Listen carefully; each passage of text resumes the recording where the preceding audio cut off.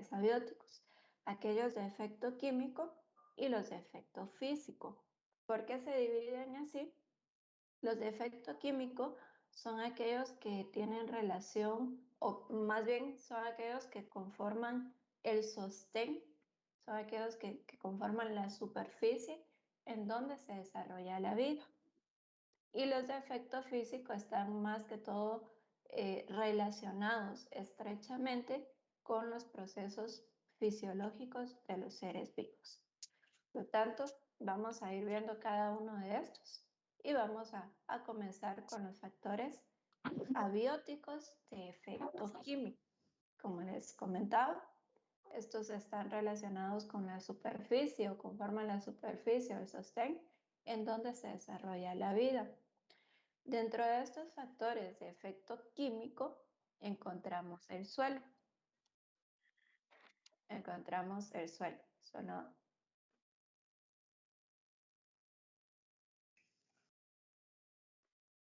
Bien, aquí tenemos el suelo, que como ustedes ya sabrán, ahí de su curso de edafología, el suelo es el resultado de la interacción de 5 elementos. Vamos a ver si todavía recuerdo algo de las clases del ingeniero Chonay. Estos 5 elementos son el material parental, es decir, la roca madre, los organismos vivos, el relieve o topografía del lugar. También allí entra el clima con todos los elementos que conforman el clima y el tiempo. La interacción de estos 5 elementos da como resultado el suelo. Yo creo que lo mencionábamos en algún momento, pero el suelo es uno de los recursos que más se tarda en renovarse. Hablan ahí algunos datos y de términos generales habla de 1 centímetro de suelo cada 200 años. Por lo tanto, es un bien que sí es necesario conservarlo, cuidarlo, porque es muy tardado su ciclo de recuperación.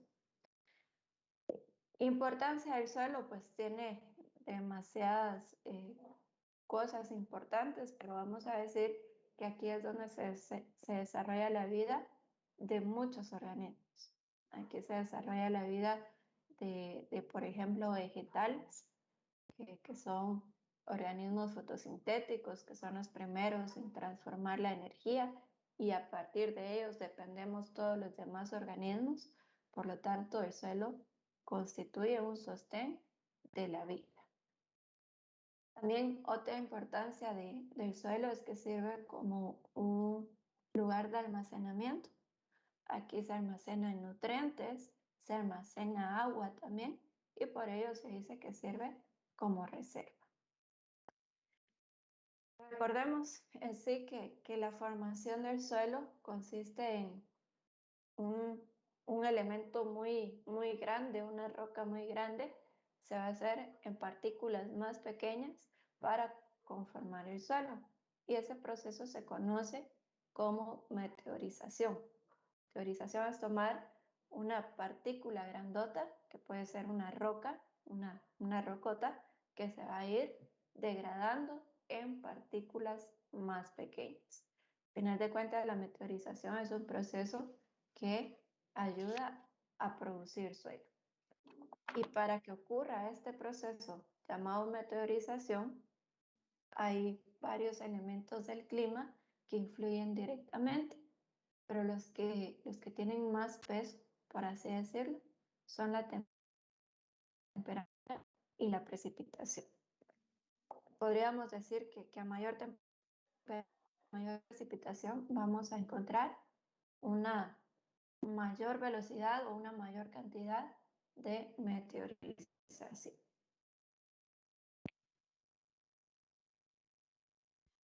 Bien, no sé si te dan preguntas.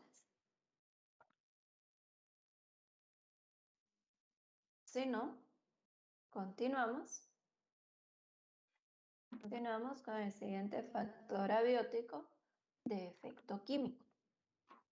Y aquí vamos a estar hablando del oxígeno. En el caso del oxígeno, es un gas presente en la atmósfera que es importantísimo para llevar a cabo los procesos de fotosíntesis y respiración. Recordemos, en la fotosíntesis se produce oxígeno como un producto de desecho y este oxígeno es utilizado para la respiración celular que tiene como fin producir esa energía utilizable en el cuerpo de los organismos.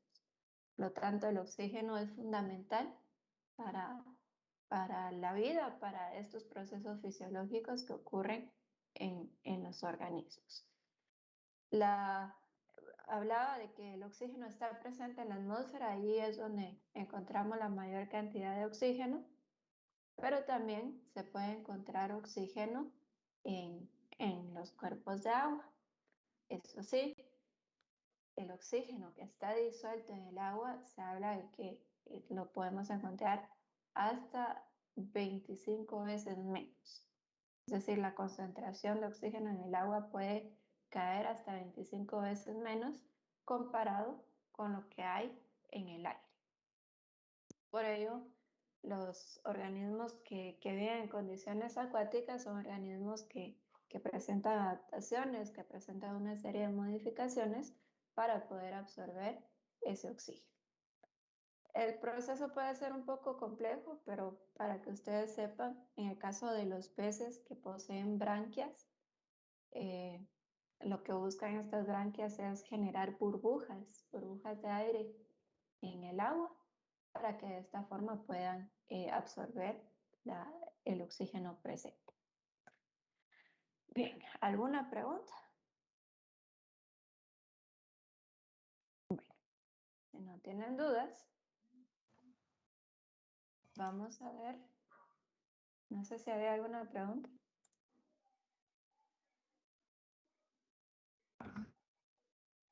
No. Bueno, el siguiente factor abiótico de efecto químico es el dióxido de carbono. Es otro gas que también está presente en la atmósfera y lo vamos a reconocer por su importancia fundamental que tiene, ya que es necesario para realizar la fotosíntesis. Es un reactivo, es una materia prima para llevar a cabo la fotosíntesis. Por lo tanto, a partir del CO2, a partir de esa absorción de CO2 por parte de los organismos autótrofos, es que comienza la transformación de energía de la cual dependemos todos los demás seres vivos.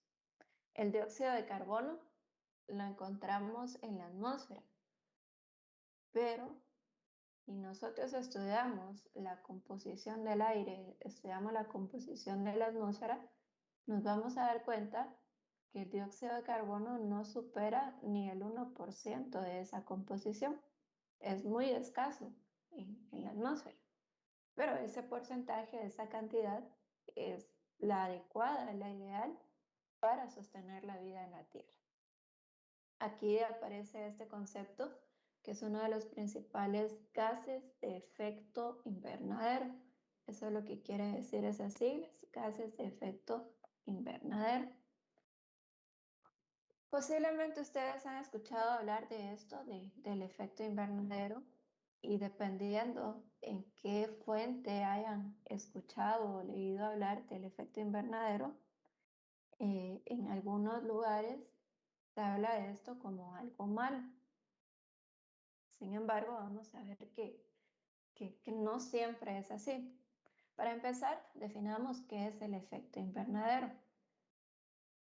Constantemente el Sol está enviando o nos llega esa energía lumínica del Sol hacia el planeta en forma de los rayos solares. Entonces viaja la energía desde el Sol, llega al planeta y llega ese rayo de luz solar, llega a la superficie. Al llegar a la superficie, lo que hacen estos rayos de luz solar es que rebotan, tienen que volver de nuevo al espacio. Van a ir rebotando para volver al espacio. Entonces, hay unos que llegan a la superficie y rebotan y hay unos otros que ni siquiera llegan a la superficie, pero nuevamente rebotan para salir de vuelta al espacio. Y esto pasaría así, es decir, que la energía del Sol llegaría y nuevamente se escaparía al espacio si no tuviéramos la atmósfera que tiene el planeta. ¿Qué es lo que hace la atmósfera? Retener una cantidad de esa energía. ¿Qué es lo que ocurre? Viene un rayo de luz solar, llega a la superficie, quiere rebotar, pero ¿qué pasa? La atmósfera lo atrapa y nuevamente vuelve a la superficie. Ese es el efecto invernadero. ¿Por qué se le conoce así? Porque ocurre exactamente lo mismo de invernadero que utilizamos en las producciones agrícolas.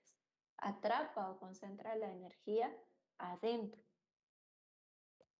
Este efecto invernadero lo que nos provee la temperatura adecuada para la vida, lo que provee que haya calor suficiente y necesario para la vida. Como les decía, ¿quién es el encargado de atrapar esa energía y retenerla en la superficie terrestre? Es la atmósfera. Pero hay ciertos compuestos de la atmósfera que hacen que eso sea posible. Y esos compuestos son los gases de efecto invernadero, donde uno de los principales es el CO2. Por lo tanto, podríamos pensar, el CO2 es benéfico, nos ayuda para la vida en la Tierra y realmente es así. Realmente es así, es fundamental para la fotosíntesis, es fundamental para que ocurra el efecto invernadero. ¿Qué es lo dañino? ¿Qué es lo malo? Que en los últimos años hemos oído hablar del dióxido de carbono como algo que debemos eliminar. Lo dañino es que todas las actividades productivas humanas producen CO2. Todas las actividades industriales, todas las actividades productivas producen CO2, lo liberan a la atmósfera. Esto ha ido distorsionando un poco la composición del aire, ha ido alterando la composición de la atmósfera y se ha visto un incremento en la concentración de CO2 en la atmósfera. ¿Cuál es la consecuencia de aumentar el CO2 en la atmósfera? Que va a haber mayor cantidad de CO2 reteniendo esos rayos solares, reteniendo esa energía, por ende, aumentando la temperatura global. Eso es el problema. El efecto invernadero en sí no es malo, es un proceso natural necesario para la vida. Lo malo es ese aumento desmedido de CO2 en la atmósfera que viene a provocar un aumento en la temperatura del planeta y eso altera todos los ciclos vitales.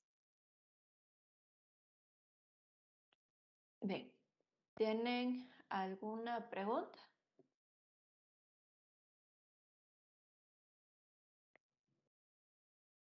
Entonces, sí, Entonces, con esto del efecto invernadero, con las altas concentraciones de CO2, se vuelve más intenso.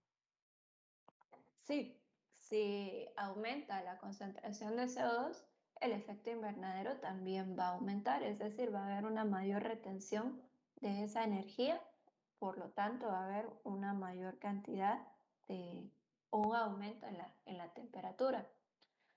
Estaba leyendo creo que ayer, eh, actualmente están entregando los premios Nobel y el premio Nobel de Física fue compartido, se lo dieron a un científico que desarrolló modelos climáticos, o sea, para predecir estados del tiempo, y él pasó su investigación estudiando la concentración de CO2 en la atmósfera. Y una de sus conclusiones es que definitivamente el aumento de CO2 tiene que ver con el aumento de la temperatura del planeta. Esto ya se sabía desde hace años, pero él lo planteó con modelos matemáticos donde se puede demostrar. Por lo tanto, es un problema real ese aumento, el aumento del dióxido de carbono. De forma natural es necesario para la vida. Algo que también les quiero agregar aquí es que les dije que el CO2 en la atmósfera es muy escaso, ¿verdad? Su concentración no llega ni al 1%, pero este mismo gas, este mismo CO2, en el ambiente acuático, en los océanos, es sumamente abundante. La concentración de CO2 en el agua puede llegar a ser muy alta. Bien, ¿alguna otra pregunta?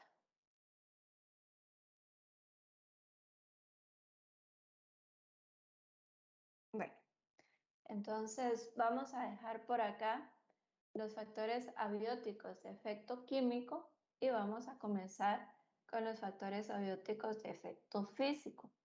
Aquí sí les digo que sean ordenados al momento de tomar notas porque en estos factores de efecto físico pues sí vamos a hablar bastante, vamos a estar hablando bastante de cada uno. Como les decía, los factores de efecto físico están estrechamente relacionados con los procesos fisiológicos de los seres vivos, es decir, influyen directamente en el metabolismo de los seres vivos. Vamos a estudiar el primer factor abiótico de efecto físico, que es la energía solar.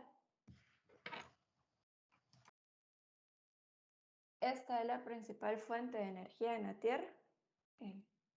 El Sol se ve como si fuese una fuente inagotable de energía.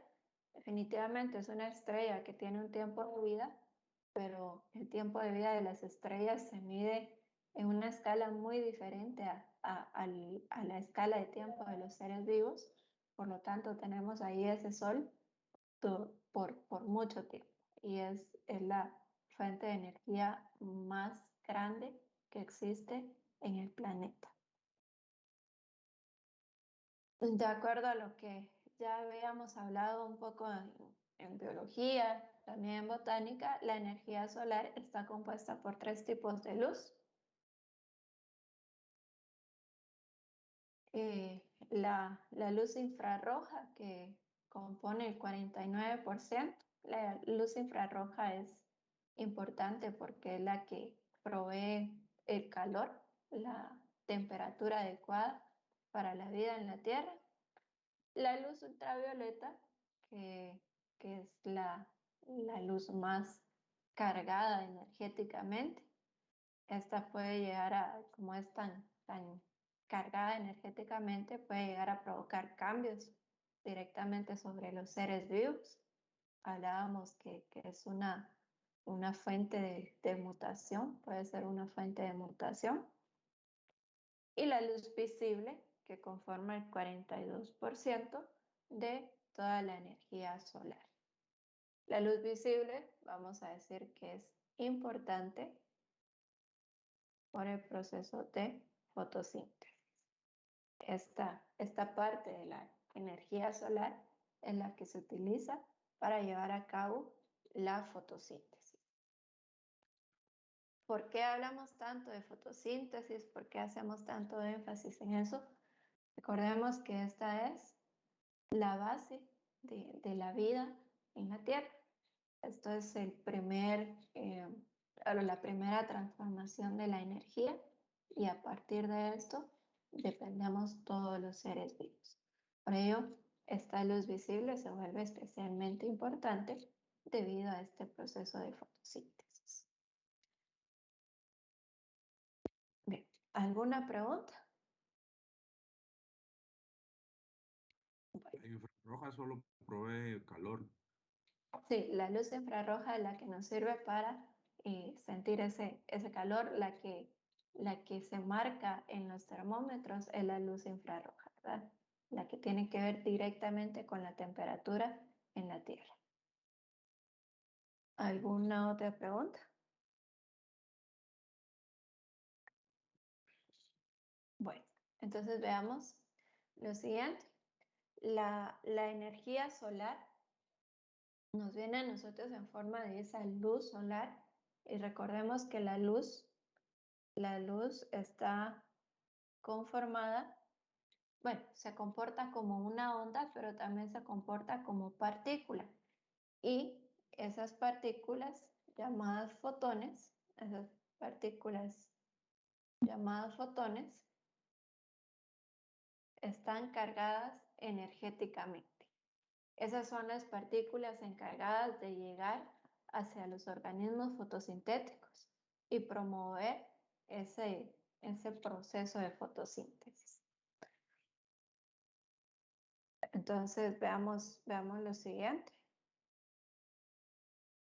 De toda la energía solar que llega a la Tierra, vimos que un 47% de lo que se utiliza para fotosíntesis, pero dentro de ese 47%, solo un 2% es realmente utilizado en la vida en la Tierra. Solamente un 2% se utiliza para la actividad fotosintética, ¿sí? Del total de energía, solo un 2% se utiliza para la actividad fotosintética. Tanto en cualquier parte del planeta se aprovecha solo este 2%. ¿Qué es lo que sucede? En algunos lugares del planeta puede ir variando un poco el porcentaje dependiendo del tipo de superficie. De esta manera, los suelos desnudos lo que hacen es reflejar una mayor cantidad de luz, es decir, no la absorben, sino que la reflejan. En el caso de los océanos, pueden absorber mayores cantidades de luz y vamos a ir hablando un poco acerca de la cobertura vegetal y cómo esto influye directamente en la absorción de luz. Por lo tanto, la cobertura vegetal se viene a ser algo que va a afectar cuánta luz entra o cuánta luz se refleja de acuerdo con el tipo de cobertura vegetal. Bien, no sé si tengan alguna pregunta.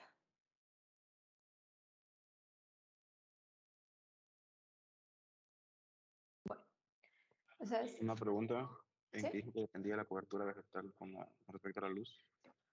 Que el tipo de cobertura vegetal va a afectar la absorción o la cantidad de luz que llega hasta el suelo.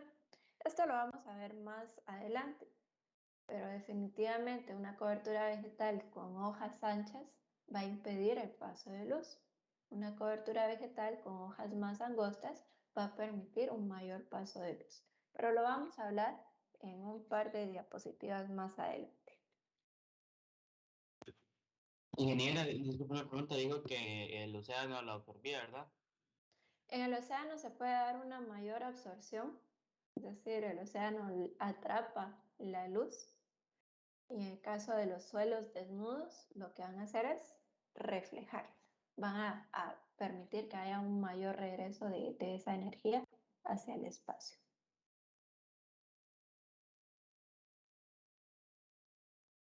Bien, ¿alguna otra pregunta?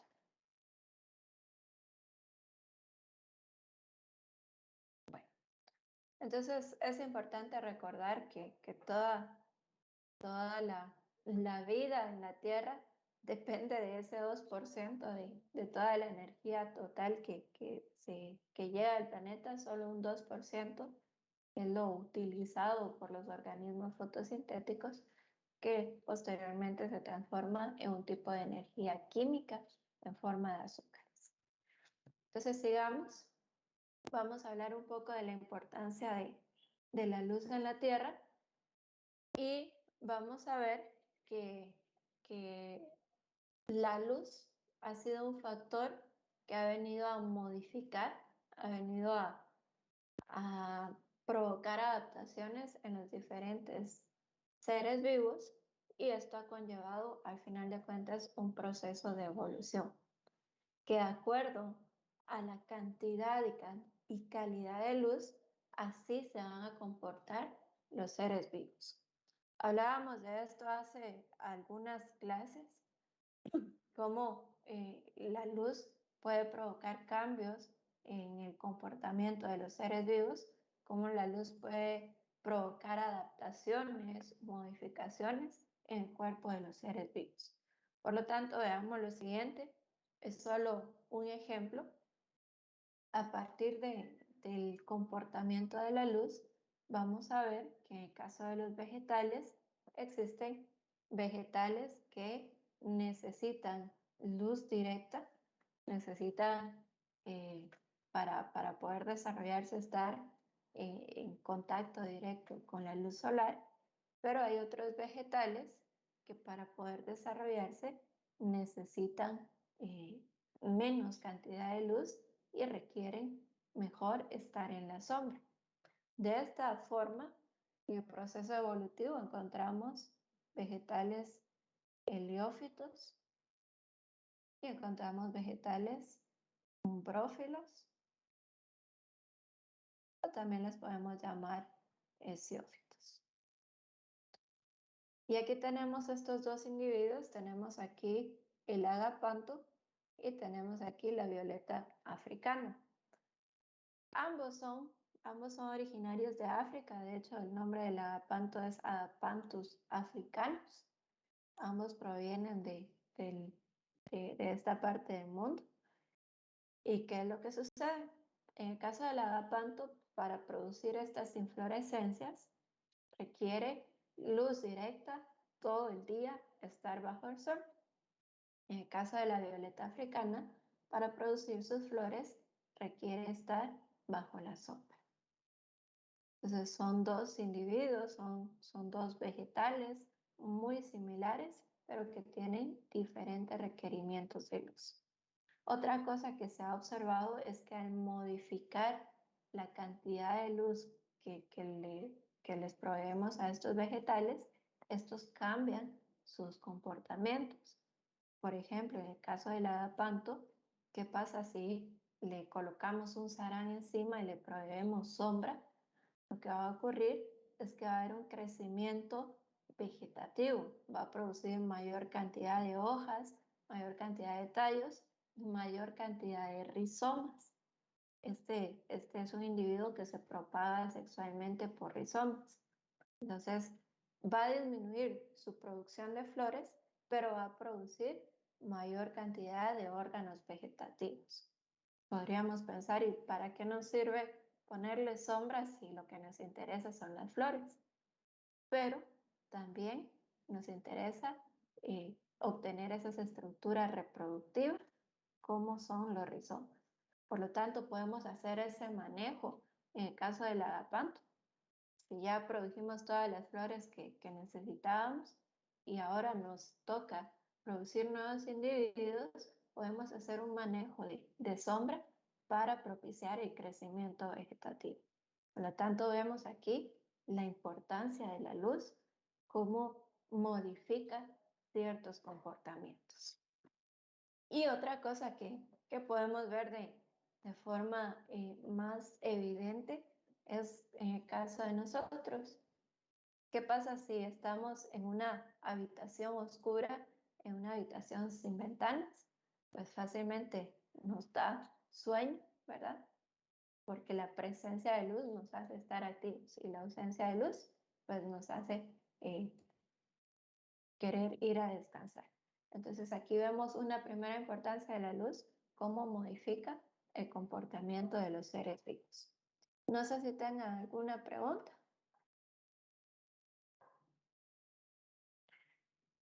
Bueno, hablando siempre de la relación que existe entre la luz y los vegetales, vamos a hablar de esta parte que es la radiación fotosintéticamente activa. La radiación fotosintéticamente activa, es decir, de la energía solar que llega al planeta, ya dijimos que solo una parte se utiliza para la fotosíntesis. Y esa parte de la energía solar que se utiliza para la fotosíntesis se conoce como radiación fotosintéticamente activa.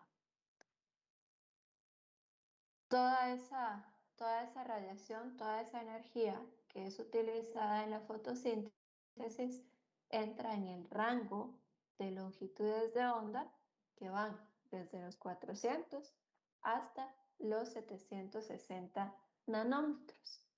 ¿Qué es lo que quiere decir esto? Que hay vegetales adaptados a las diferentes longitudes de onda para poder realizar fotosíntesis. Entonces, ¿qué es lo que permite la radiación fotosintéticamente activa? Pasar de esto a esto.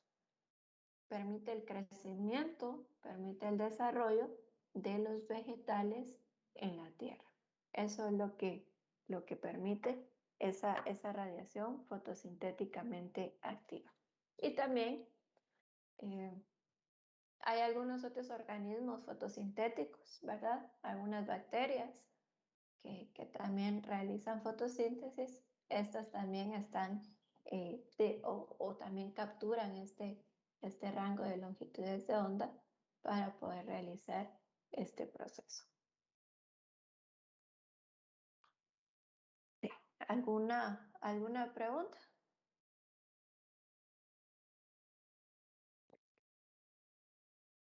Bueno, dense cuenta que seguimos en el mismo factor de efecto físico. No hemos salido de la energía solar y todo esto que hemos estado hablando corresponde al mismo factor. Hablando de la radiación fotosintéticamente activa y de la radiación en general, vamos a ver que la intensidad, es decir, la cantidad de energía lumínica que llega a las diferentes partes del planeta son diferentes. Para ello vamos a tratar de hacer un esquema aquí.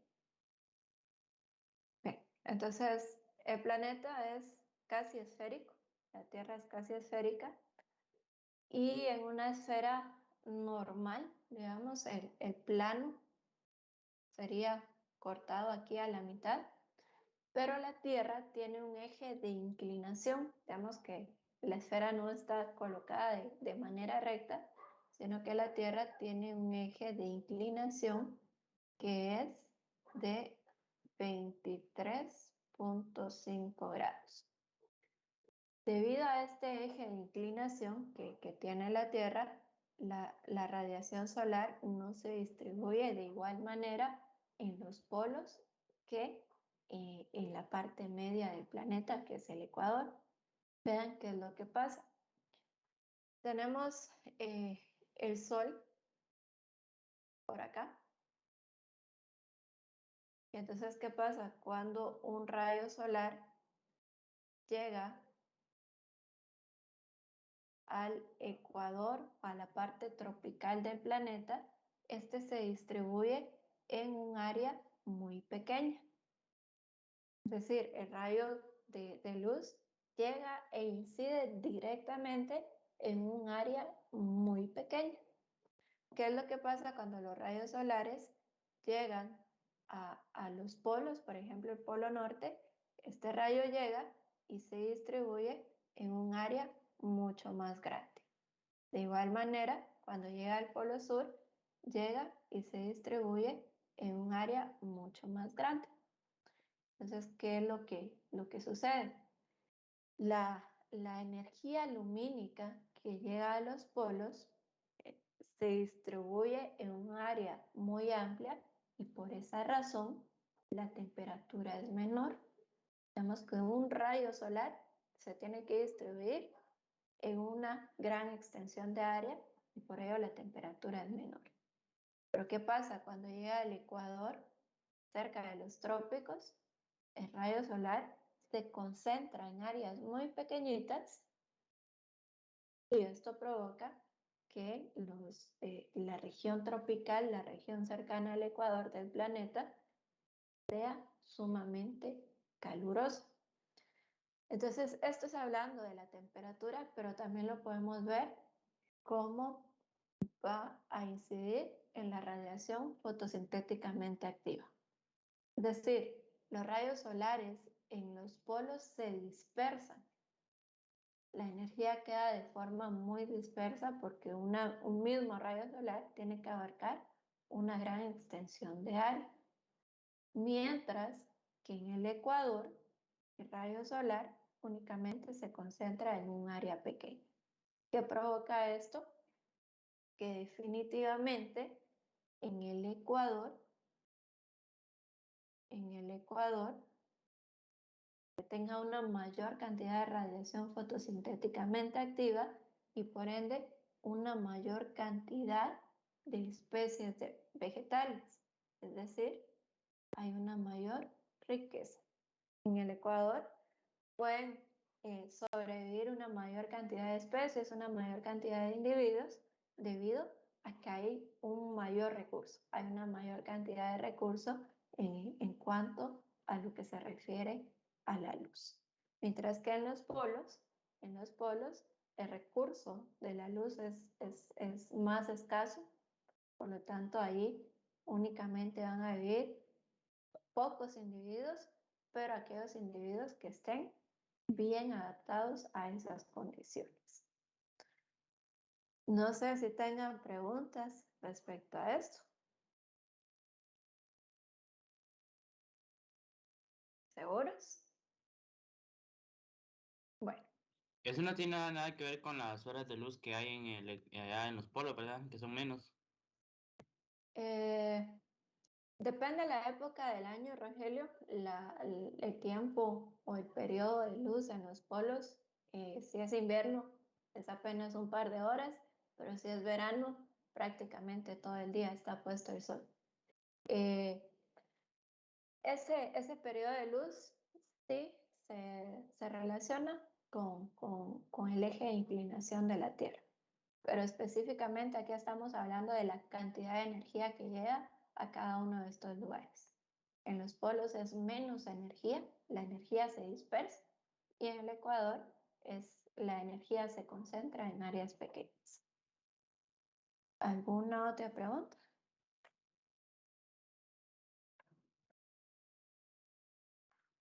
Bueno, entonces aquí vamos a continuar. Esto era lo que estaba acá, cómo esa fotosíntesis o la cantidad de fotosíntesis varía de acuerdo a la región del planeta. Y veamos lo siguiente. Seguimos con la energía solar y esta tiene diferentes características. Vamos a hablar primero de la calidad. Esto se relaciona directamente con la radiación fotosintéticamente activa, es decir, de toda la energía solar, cuánta realmente sirve para hacer fotosíntesis. Eso es calidad.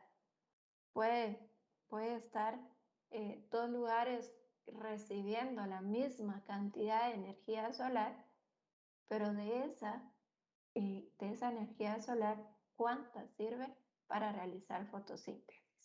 Entonces, eso es calidad y eso se mide con un aparato denominado luxómetro. El luxómetro va a estar midiendo entonces longitudes de onda que son las adecuadas para realizar fotosíntesis. Hablábamos hace un momento de algunos factores que hacen que la calidad varíe, y dentro de esos factores encontramos la cobertura vegetal. Entonces, la calidad es decir, cuánto de la energía solar que está recibiendo una superficie, cuánto realmente sirve para hacer fotosíntesis. Y uno de esos factores que hace que esa calidad varíe es la cobertura vegetal. Y esto puede ser un poco contradictorio, porque estábamos hablando de fotosíntesis y vamos a decir que la cobertura vegetal hace que varíe la calidad. Entonces, vean, siempre en la naturaleza existe una cobertura vegetal que va en diferentes niveles en cuanto a su estructura vertical. Entonces podemos encontrar una cobertura vegetal de esta forma. Podemos encontrar algunos arbustos y podemos encontrar las plantas que están directamente en el suelo. Están aquí directamente en el suelo. Por lo tanto, a cada uno de estos niveles, vean, a cada uno de estos niveles les llamamos estratos. A cada uno de estos niveles les llamamos estratos. La cobertura vegetal puede tener un estrato superior, es decir, puede tener presencia de árboles. Puede tener un estrato medio, que ahí es donde están los árboles jóvenes, los arbustos, y el estrato inferior, que son principalmente las plantas herbáceas, ¿verdad? Entonces, estos ya son conceptos que ustedes deben de ir manejando para que vayan viendo algunas diferencias. Definitivamente, si una superficie está cubierta de árboles, es decir, tiene el estrato superior, les pregunto, ¿cómo creen ustedes que va a ser la calidad de la energía lumínica que llega al estrato inferior? ¿Cómo va a ser esa calidad si hay árboles en esa superficie? Muy baja. Va a ser una calidad baja, ¿verdad? Es decir, esas plantas del estrato inferior, esas plantas herbáceas, apenas van a recibir una cantidad mínima que les permita hacer fotosíntesis.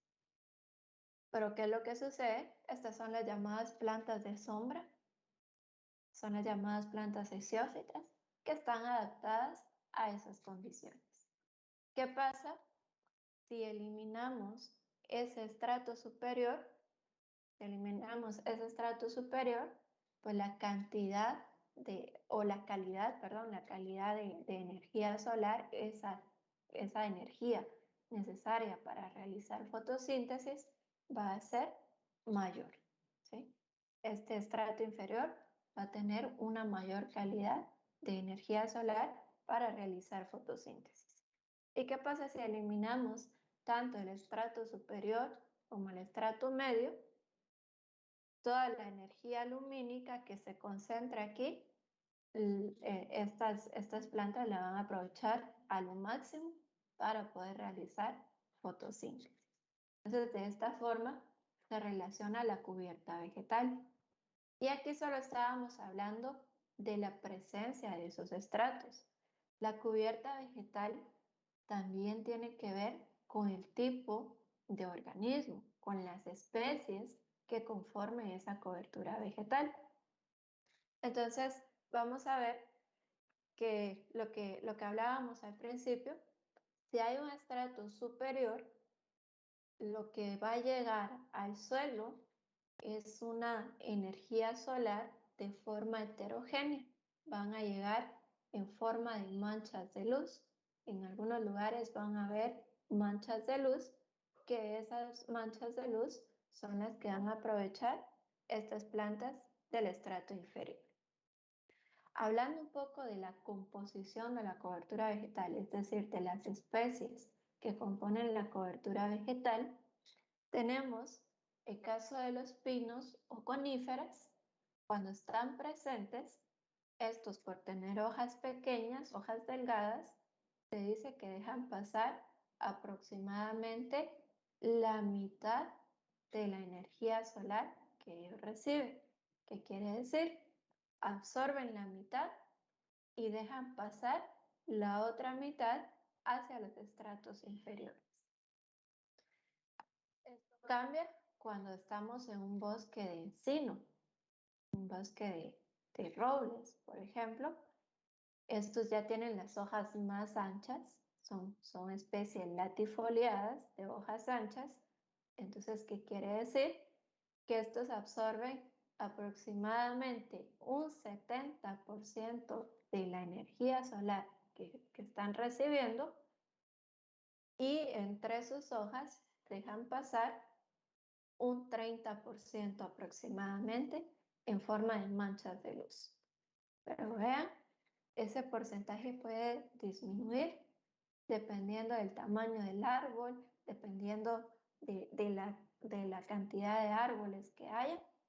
Los encinos pueden llegar a absorber hasta un 90%, acaparar un 90% de la energía solar y después dejar pasar solo un 10% de esa energía solar a los estratos inferiores.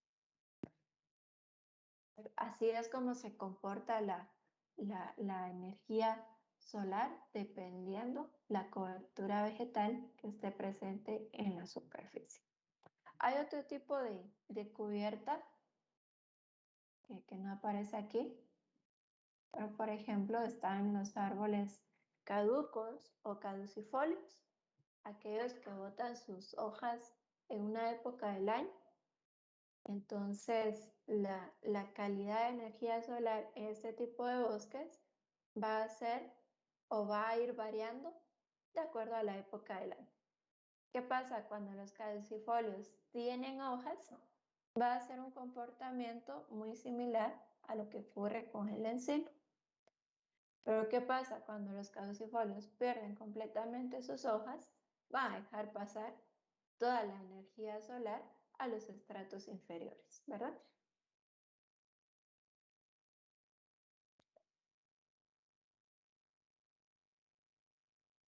Bien, ¿alguna pregunta?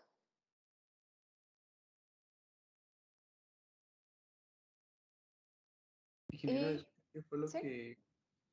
lo que explicó más o menos de las manchas de luz?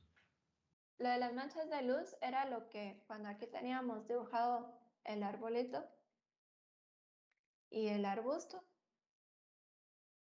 la energía solar que reciben estos estratos inferiores, cuando están presentes estos dos, la energía solar llega en forma heterogénea.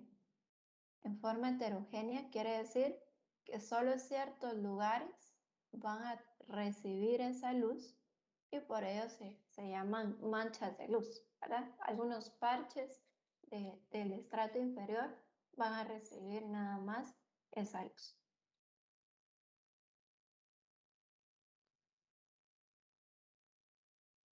¿Alguna otra pregunta?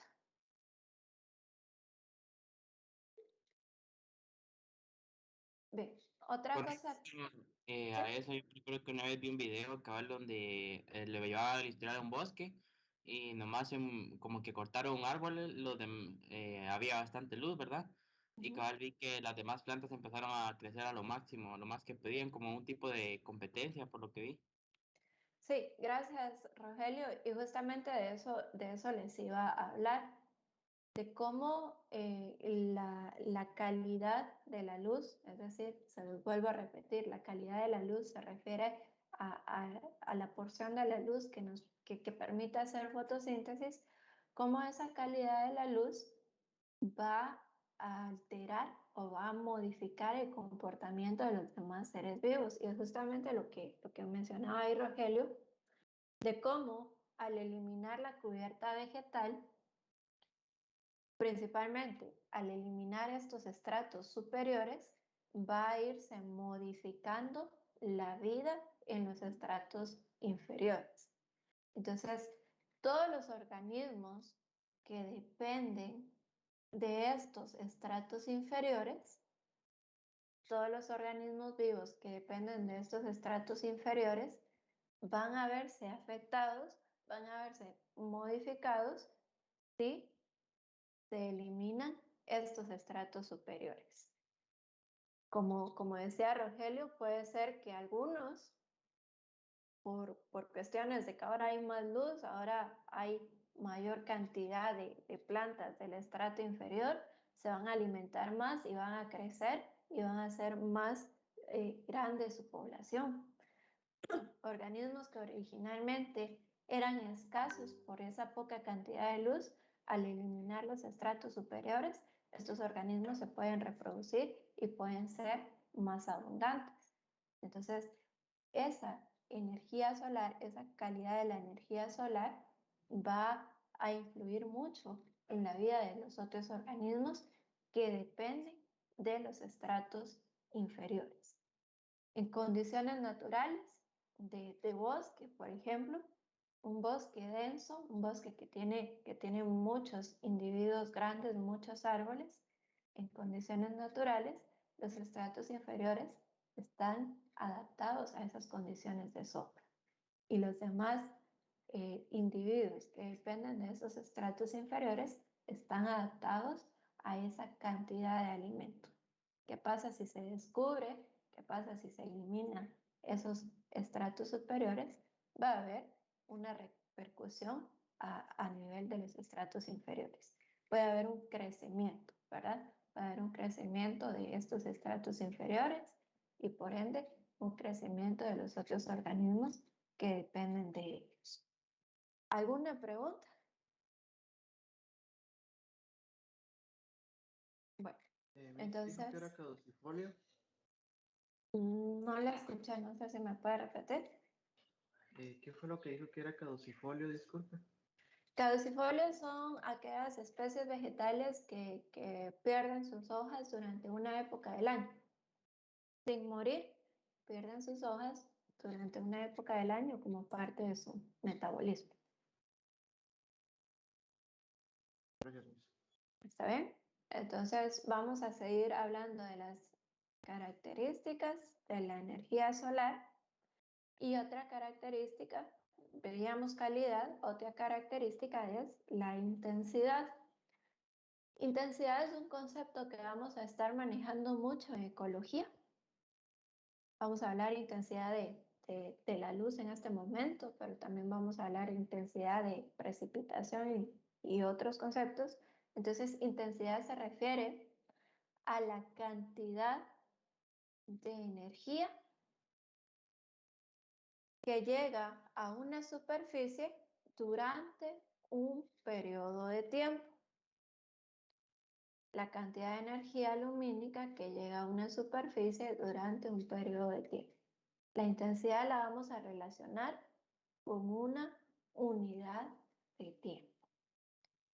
La intensidad es medida mediante este aparato denominado heliógrafo. Existen varias unidades de medida para la intensidad, quizá la más común o la que todos hemos escuchado es en forma de watts, ¿verdad? Eso es intensidad lumínica. La cantidad de energía lumínica que llega a una superficie en un tiempo determinado. La intensidad de la energía solar va a afectar directamente a los seres vivos y yo creo que lo podemos relacionar más con los vegetales, dado que estos son organismos que dependen completamente de la luz. Ya vimos una primera característica de la energía solar, que es la calidad, que es con lo que pueden hacer realmente fotosíntesis, pero ahora vamos a ver la intensidad. Entonces, en cuanto a la intensidad, que es esa cantidad de energía que llega a una superficie en un tiempo determinado, ocurre lo siguiente. En las plantas va a haber un momento determinado en el cual por más energía lumínica que estén recibiendo, por más energía solar que estén recibiendo, las plantas llega un momento en que se topan y ya no realizan fotosíntesis.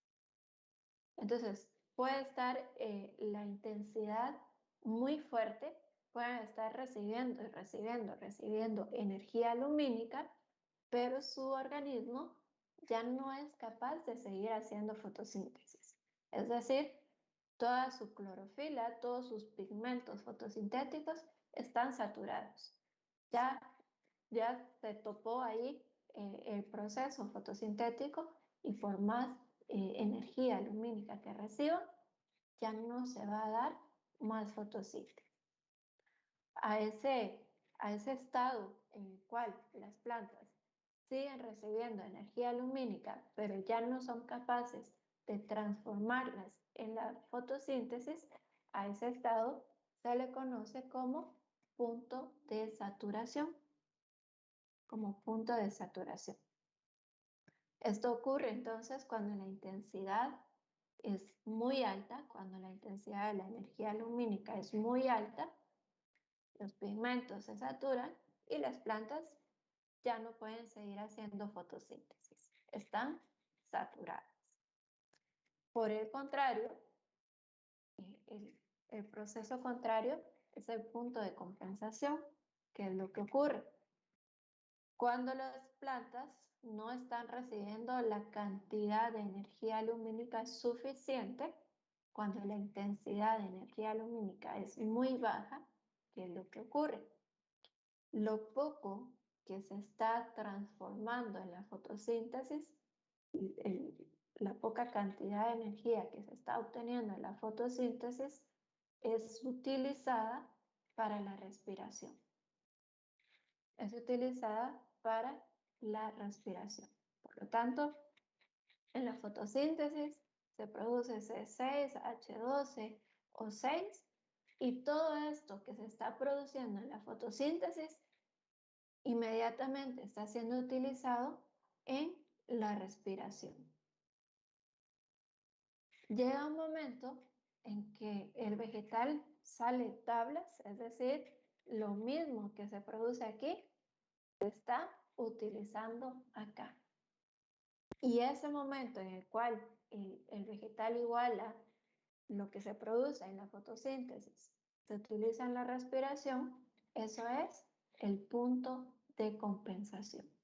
Cuando hay una igualdad entre lo que se produce en la fotosíntesis y lo que se utiliza en la respiración. En otras palabras, el vegetal únicamente está haciendo fotosíntesis para sobrevivir.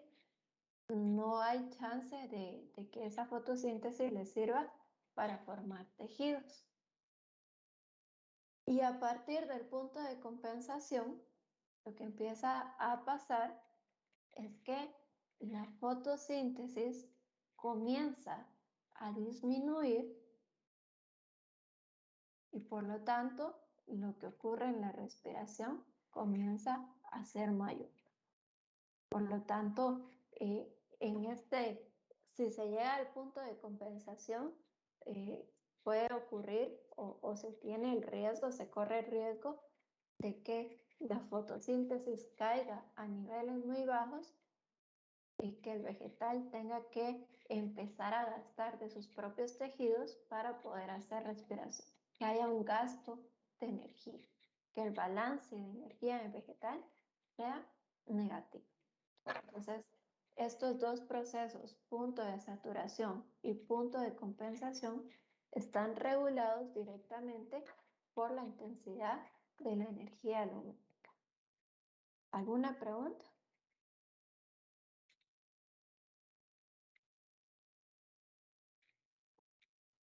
¿Todas? ¿Cuál pasa con el punto de saturación? Con el punto de saturación es cuando un vegetal está recibiendo energía lumínica constantemente y esa cantidad de energía lumínica que recibe es tanta que al vegetal ya no le alcanza sus pigmentos para hacer más fotosíntesis. En otras palabras, por más energía lumínica que le apliquemos, el vegetal ya no va a hacer más fotosíntesis. Eso es punto de saturación. Punto de compensación, ahorita le doy la palabra a Cristian. Punto de compensación, cuando hace falta energía lumínica, el vegetal iguala lo que produce en la fotosíntesis, inmediatamente se gasta en la respiración. No hay ganancia, sino que sale tablas. Y después del punto de compensación, vienen las pérdidas. Dígame, Cristian. Y en el punto de saturación es mala o negativo mucha luz. No, en el punto de saturación no es que sea negativo. Los vegetales, vamos a verlo más adelante, pero en ciertas áreas del planeta es donde la intensidad lumínica es más fuerte, los vegetales están adaptados a esas condiciones. Y algo que hablábamos en botánica es la presencia de algunas estructuras como tricomas, colores reflectivos. Eso es lo que hace el vegetal cuando está en lugares con alta intensidad lumínica. Tiene adaptaciones, tiene modificaciones para que esa gran intensidad lumínica no le afecte. ¿Alguna otra pregunta?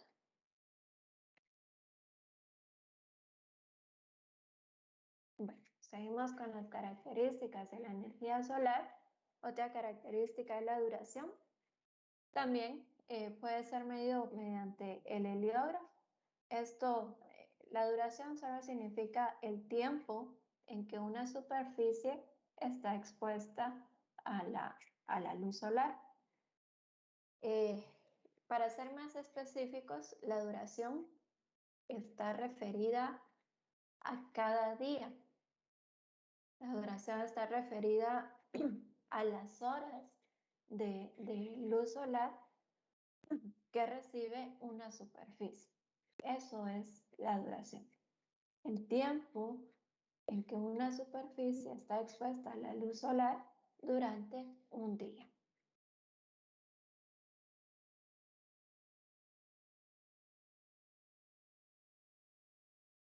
De esta forma, un proceso fisiológico que depende directamente de la duración es el denominado fotoperiodo.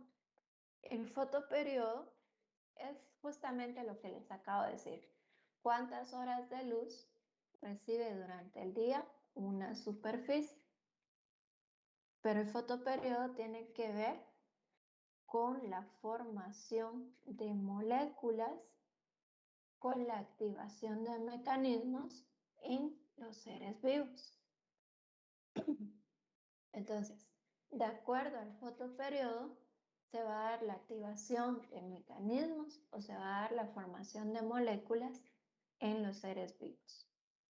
Algunos ejemplos de seres vivos que dependen completamente de ese fotoperiodo, de las horas luz durante un día, y ya hablábamos en algún momento de las gallinas de postura, hablábamos de que estas ponen un huevo cada 25 horas, siempre y cuando reciban de 12 a 16 horas de luz durante el día. Entonces, las gallinas van a ser productivas siempre y cuando reciban sus 12 a 16 horas de luz durante un día. Nosotros lo podemos modificar, es un factor que podemos controlar de manera artificial. Podemos hacer más productivas a las gallinas proporcionándoles horas de luz. Pero ¿qué pasa si estamos en un lugar donde no se cumplen esas 12 horas de luz como mínimo? Y el periodo de postura se va a alargar. De 25 horas podemos pasar a 28 a 30 horas. Eso es el fotoperiodo, ¿sí? Cómo la duración de la luz va a ayudar a formar las moléculas, a activar los mecanismos necesarios para que la gallina ponga un huevo. Otro ejemplo relacionado con el fotoperiodo es con relación a los vegetales. De acuerdo a la respuesta de los vegetales al fotoperiodo, existen 3 grupos de vegetales. Existen las plantas de día corto.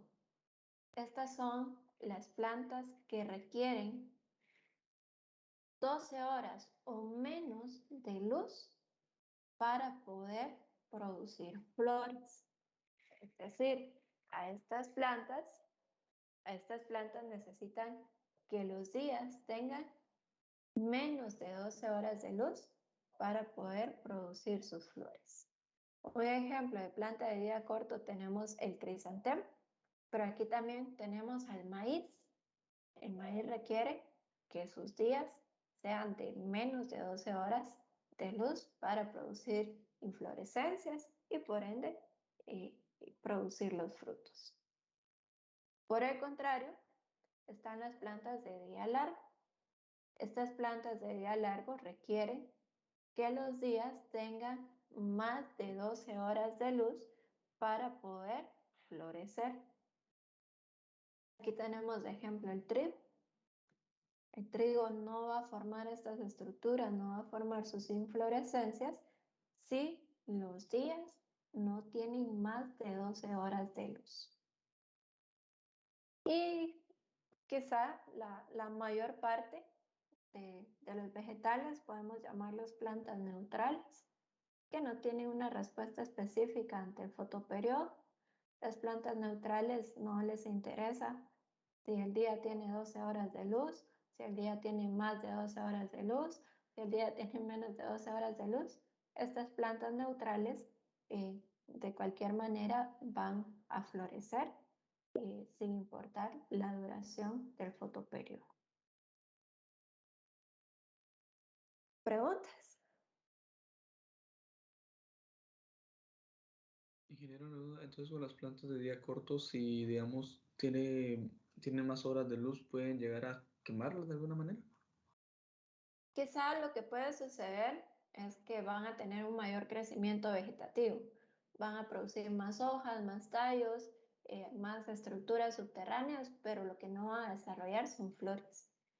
La respuesta al fotoperiodo en los vegetales se ve más que todo con la producción de flores. Ese es el mecanismo que activa el fotoperiodo en los vegetales, la producción o no producción de las flores. ¿Alguna otra pregunta? Estas plantas que nos acaba de decir son en relación al fotoperiodo. Sí. El fotoperiodo o la respuesta al fotoperiodo vamos a encontrar, como respuesta al fotoperiodo vamos a encontrar plantas de día corto, aquellas que necesitan menos de 12 horas de luz, plantas de día largo, aquellas que requieren más de 12 horas de luz al día, y plantas neutrales que no tienen una respuesta específica al fotoperiodo. ¿Alguna otra pregunta? Bueno, estos son ejemplos bien puntuales del fotoperiodo patojos, pero si lo queremos ver nosotros, los humanos, también tenemos una respuesta al fotoperiodo y se los decía hace unos momentos, que definitivamente hay una parte del año en la cual las madrugadas son completamente oscuras. Estamos en esa época del año donde son las 6 de la mañana y todavía sigue oscuro. Y como respuesta a esa duración de la luz, lo que sentimos es menos energía, porque estamos programados a que en ausencia de luz vamos a descansar, en presencia de luz estamos activos. Entonces también tenemos nuestras respuestas a ese fotoperiodo. Sigamos. Ahora dejamos por un lado las características de la energía solar y vamos a pasar a hablar directamente de la calidad y cantidad de la energía solar y por qué factores son afectados. Lo que ya habíamos hablado de la cobertura vegetal, esto ya no lo vamos a explicar. Vimos cómo se comporta la cobertura vegetal en cuanto a dejar pasar la luz. La presencia de cobertura vegetal con estratos superiores va a hacer que la calidad y cantidad en estratos inferiores sea de forma heterogénea. A medida que vamos eliminando los estratos superiores, va a entrar una mayor calidad, una mayor cantidad de energía solar a los estratos inferiores. Pasamos al siguiente factor, que son las estaciones del año. Algo de esto les estaba hablando hace un momento, cómo es que los días o la duración del día no es la misma durante todo el año. Quizá en Guatemala no lo vemos tan marcado porque somos un país que estamos ubicados en la parte tropical, muy cercanos al ecuador del planeta. Pero las estaciones del año sí son bien marcadas a medida que nos vamos acercando a los polos. Entonces, vean, las estaciones del año no se marcan en el ecuador. El ecuador es esa línea imaginaria que divide a la mitad el planeta. Entonces, las estaciones del año se deben principalmente por el movimiento de traslación, es decir, el recorrido que hace el planeta alrededor del Sol. Y de acuerdo a estos recorridos o a este recorrido que hace el planeta, existen dos puntos en los cuales la Tierra está en el punto más cercano al Sol. A estos puntos donde la Tierra está más cercana al Sol se le conoce con el nombre de equinoccio. El equinoccio de primavera ocurre entre el 20 o 21 de marzo y el equinoccio de otoño ocurre entre el 21 y 22 de septiembre. ¿Qué es lo que sucede durante los equinoccios? Tanto el día como la noche son iguales, tienen la misma duración, tienen exactamente la misma duración. Hace unas semanas fue el equinoccio de otoño. ¿Esto qué quiere decir? Que a partir del 21 o 22 de septiembre, los días se han venido haciendo más cortos y las noches cada vez más largas. Como les digo, en Guatemala quizá la diferencia es como en unos 30 minutos. No se marca tanto, pero en el Polo Norte los días pueden llegar a durar, es decir, el periodo de tiempo en que está presente el sol puede llegar a durar unas 8 horas, 10 horas, y entonces ahí sí se nota bien ese cambio, que las noches son mucho más largas. ¿Alguna pregunta? ¿Qué dijo que era el equinoccio, perdón? Equinoccio lo que significa es día y noche iguales. Tanto el día como la noche tienen la misma duración, 12 horas cada uno. Durante estas fechas en específico es esa la duración. Como ahorita estamos más cerca de este equinoccio de otoño, lo que podemos ir observando, y conforme vayamos en el curso, lo que podemos ir observando es que a medida que vamos avanzando, los días son un poco más cortos y las noches se vuelven más largas. Como les decía, en Guatemala la diferencia es cuestión de minutos, no se marca tanto. Quizá el día ahora dure 11 horas, 40 minutos, por decirles, y la noche va a durar esas 12 horas, 20 minutos. Pero en regiones cercanas a los polos, sí, hay una disminución en las horas de luz. Y esto, para que ustedes lo sepan, es cierto para el hemisferio norte. En el hemisferio sur es diferente.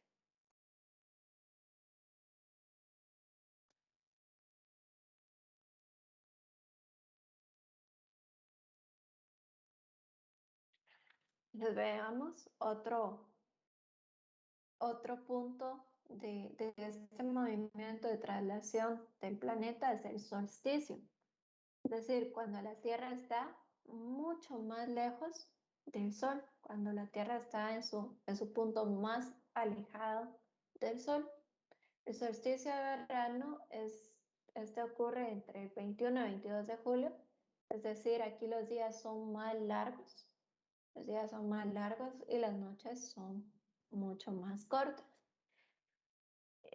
Si ustedes han tenido la oportunidad de viajar o bien ver en películas o leer en algún documento, cuando es verano en el hemisferio norte, son las 7 de la noche y el sol sigue puesto. Son las 8 de la noche y el sol sigue allí afuera. Quizá el atardecer se va dando entre 8:30, 8:40 de la noche.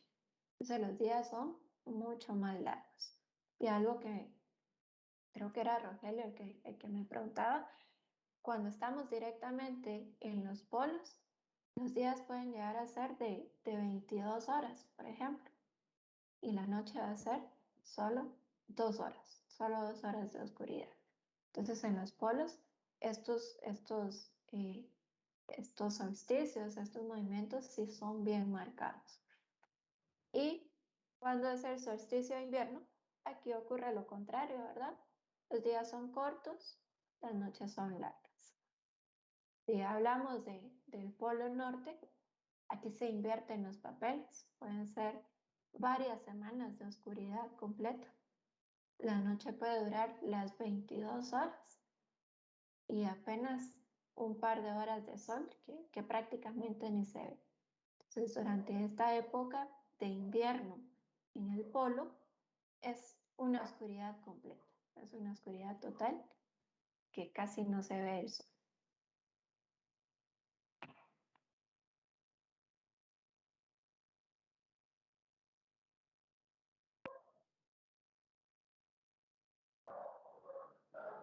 Bueno, ¿alguna pregunta? Y de acuerdo con estos movimientos de la Tierra con respecto al Sol, nosotros podemos ir tomando en cuenta algunas actividades agrícolas dependiendo de si el día es más largo, si el día es más corto, y principalmente van a ser actividades agrícolas que están relacionadas con las podas y siembras. Esto solo se los menciono así porque hay una parte específica en el curso donde vamos a ver justamente estos ciclos y qué actividades son las que se pueden realizar durante el equinoccio, durante el solsticio, y vamos a verlo puntualmente.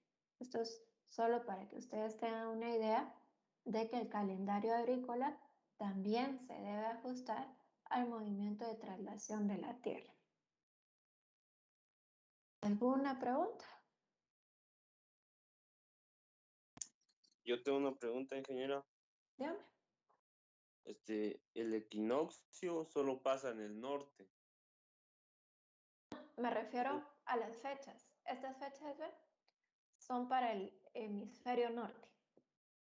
A las fechas me refiero. También van a haber equinoccios y solsticios en el hemisferio sur, pero las fechas son diferentes. No los quiero confundir, pero por ejemplo, cuando en el hemisferio norte es solsticio de verano, entre el 21 y 22 de julio, en el hemisferio sur, en ese 21 y 22 de julio, es el solsticio de invierno. Eso es lo que ocurre. Las fechas están cambiadas para los hemisferios. Entonces, nosotros tomamos como referencia las fechas del hemisferio norte porque Guatemala está posicionada en el hemisferio norte, ¿sí? Entre el trópico, pero más hacia el norte. Entonces, cuando en el norte es verano, en el sur están en invierno. Por ello, patojos, en esta época de Navidad, en el norte cae nieve, están en invierno, pero en el sur, en la parte de Chile, Argentina, ahí están en pleno verano. La Navidad en el sur es calurosa. ¿Alguna otra pregunta? Bien. ¿No tienen dudas? Entonces pasemos a ver otra de los factores que afectan la calidad y cantidad de energía solar. En la latitud es lo que hemos venido hablando, que es esa distancia medida desde el ecuador hacia los polos. Solo déjenme ver. Yo les he estado hablando de Ecuador, les he estado hablando de hemisferios porque sé que llevan cartografía y creo que han visto esos conceptos. Algo tarde les pregunto, patojos, pero ¿sí saben qué es el Ecuador?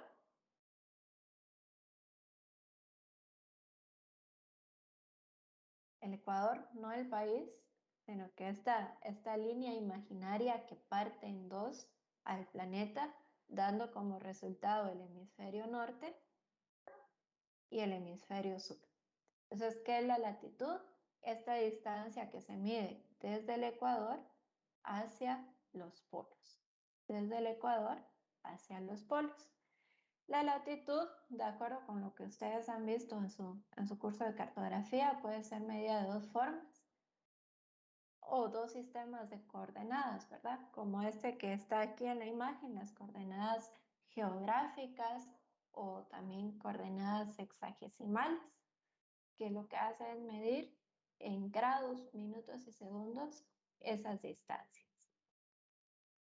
Y la otra forma de medir la latitud es mediante una serie de coordenadas métricas o lineales, donde el planeta está dividido en zonas, la Tierra está dividida en zonas o usos, y cada zona está dividida en 20 bandas. Entonces, lo que se hace es medir la distancia siempre desde el ecuador hacia los polos, solo que aquí en metros. Las coordenadas más utilizadas son las UTM, que es Universal Transversal Mercator, creo yo, si me recuerdo bien de cartografía, que son coordenadas métricas, ¿verdad? Que están en metros. ¿Alguna pregunta con relación a esto?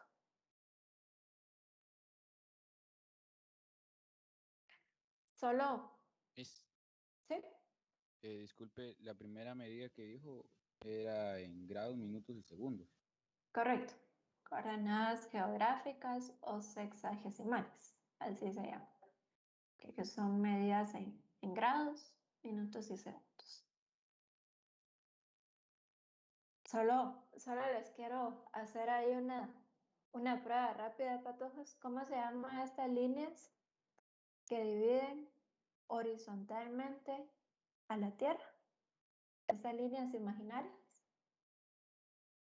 ¿Ya vieron eso en cartografía? Todavía no, ingeniera. Pero se han No, hablado de sistemas de coordenadas. Tampoco. Solo Todavía historia. no. Solo historia.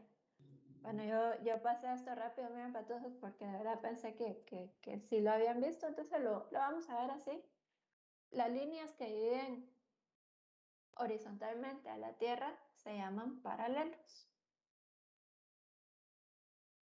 Y el paralelo cero, que divide a la mitad, recibe el nombre de ecuador. Las líneas que dividen de forma vertical a la Tierra, estas líneas, se llaman meridianos. Y si se dan cuenta, los meridianos dividen al planeta en este y oeste. En este y oeste. En eso dividen los meridianos al planeta. En este y en oeste. Entonces, vean, la distancia que se mide del ecuador hacia los polos, dijimos que se llama latitud. Y la distancia que se mide desde el meridiano cero hacia el oeste o hacia el este se llama longitud. Entonces hablamos de latitud norte o latitud sur. Y se habla de longitud este o longitud oeste. Esto es un poco de cultura general, Roger. Igual lo tienen que ver en cartografía y lo van a ver ahí con mayor detalle y mayor detenimiento. No se preocupen tanto. Pero era para que pudieran entender un poco este esquema. El meridiano cero, si no estoy mal, le llamo meridiano de Greenwich, creo yo. O sea, el meridiano cero y el paralelo cero tienen sus nombres específicos. ¿Alguna pregunta?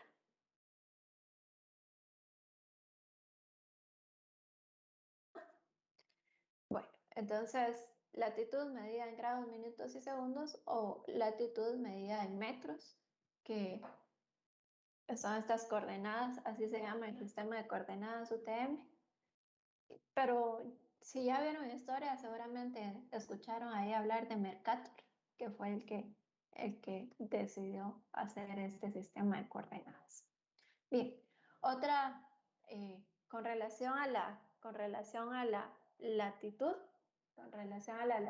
vimos que el planeta está dividido en norte y sur y que lo más cercano a los polos lo más cercano a los polos, ya habíamos hablado que la intensidad de energía lumínica aquí es menor porque llega el rayo de luz solar y se dispersa en un área muy grande. Mientras que la intensidad de energía lumínica cercana al ecuador, cercana al centro de la Tierra, esta intensidad lumínica es mayor porque llega rayo solar y se concentra en un área muy pequeña. Entonces vean las diferencias entre el ecuador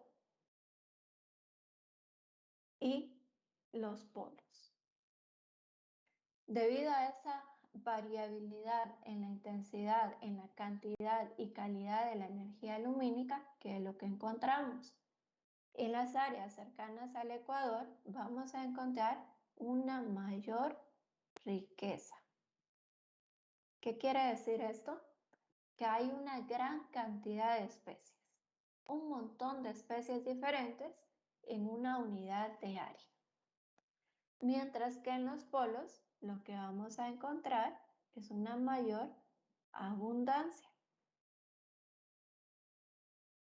Son palabras que parecieran ser lo mismo, pero en ecología tienen significados bien diferentes. Que la abundancia es una gran cantidad de individuos de la misma especie. En los polos vamos a encontrar grandes cantidades de individuos de la misma especie. ¿Por qué razón? Porque son condiciones bien adversas que requieren de organismos sumamente adaptados. Por lo tanto, van a haber un montón de individuos iguales, un montón de individuos de la misma especie. No sé si me entendieron esta parte. No sé si tienen alguna pregunta. Porque ahora vean, vamos a agregarle a esto. En el Ecuador, mucha riqueza, poca abundancia. ¿Qué quiere decir? Que en el Ecuador hay muchas especies diferentes, pero posiblemente hayan pocos individuos de cada especie. Posiblemente las poblaciones de esas especies en tamaño sean muy reducidas. Y en los polos, mucha abundancia, pero hay poca riqueza. La diversidad de especies en los polos es muy baja. Van a haber un montón de individuos, pero siempre de la misma especie. ¿Alguna pregunta? Bien. Seguimos con, esto siempre es con la latitud. Esto, vean, es lo que podemos observar en Guatemala, un país que está situado muy cercano al Ecuador. Podemos tener cosechas todo el año de prácticamente todos los vegetales. No sé si ustedes saben que en países más al norte, principalmente en Europa, pero también una parte de Asia como Corea, las frutas y verduras son de los productos más caros que existen, debido a que ellos no tienen este tipo de clima y no pueden obtener cosechas todo el año, todos los meses. Entonces, en países cercanos al Ecuador, como Guatemala, tenemos esta ventaja de poder producir prácticamente todo el año y poder obtener cosecha todo el año, tanto de algunos vegetales anuales como también de frutas, de algunos frutales. También podemos obtener este tipo de cosechas durante todo el año. Y ya casi para terminar, patojos, que quería terminar esta parte de la energía solar, que no me iba a enojar ahí su profesor, pero vamos a terminar con altitud y ahí ya los dejo libres. Altitud es otro factor que también afecta calidad y cantidad de energía solar. La altitud se refiere a esa distancia vertical que se mide desde el nivel del mar hacia el lugar donde nos situemos. Esta distancia vertical se mide en metros o pies, ¿verdad? Es una distancia de longitud que puede ser medida en cualquier tipo de tridimensional, ya sea metros o pies sobre el nivel del mar. Y vean aquí algo que ya habíamos hablado sobre el punto de saturación. En zonas más altas ocurre con mayor frecuencia el punto de saturación de la luz. En zonas más altas, las plantas reciben una mayor intensidad de energía lumínica. Como respuesta a esa intensidad lumínica, las plantas en zonas altas van a poseer algunas estructuras como tricomas, ¿sí? Pubescencia, o bien van a tener colores reflectivos, colores que reflejen la luz. Entonces, esto lo podemos entender de la siguiente manera. Vamos a tratar de dibujar un perfil de un terreno y vamos a colocar el sol. Vamos a colocar el sol por acá. Lo que ocurre es que en zonas más altas los rayos solares ingresan de forma directa, por lo tanto la energía lumínica va a ser mayor, la intensidad de energía lumínica va a ser mayor. ¿Qué es lo que pasa en zonas más bajas? Lo más seguro es que haya cubierta vegetal o bien haya algún tipo de bloqueo como construcciones y por lo tanto los rayos solares van a bloquearse con esto. No llegan de manera tan directa. Por ello, la intensidad de la energía lumínica aquí es menor y la intensidad de la energía lumínica aquí es mayor. Llega de forma directa.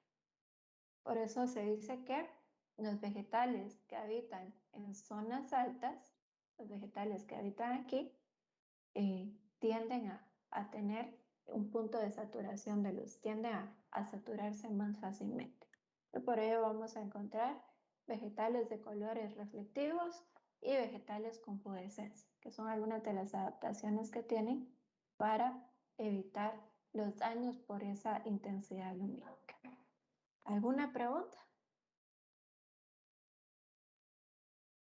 Bueno, entonces con esto nos quedamos patojos aquí en altitud y solo para terminar, recuerden, no hemos terminado de hablar del primer factor de efecto físico. Seguimos en energía solar, ¿bien? Para que no se pierdan ahí. Bueno, entonces si no tienen dudas patojos, pasen un feliz día y nos vemos en una próxima.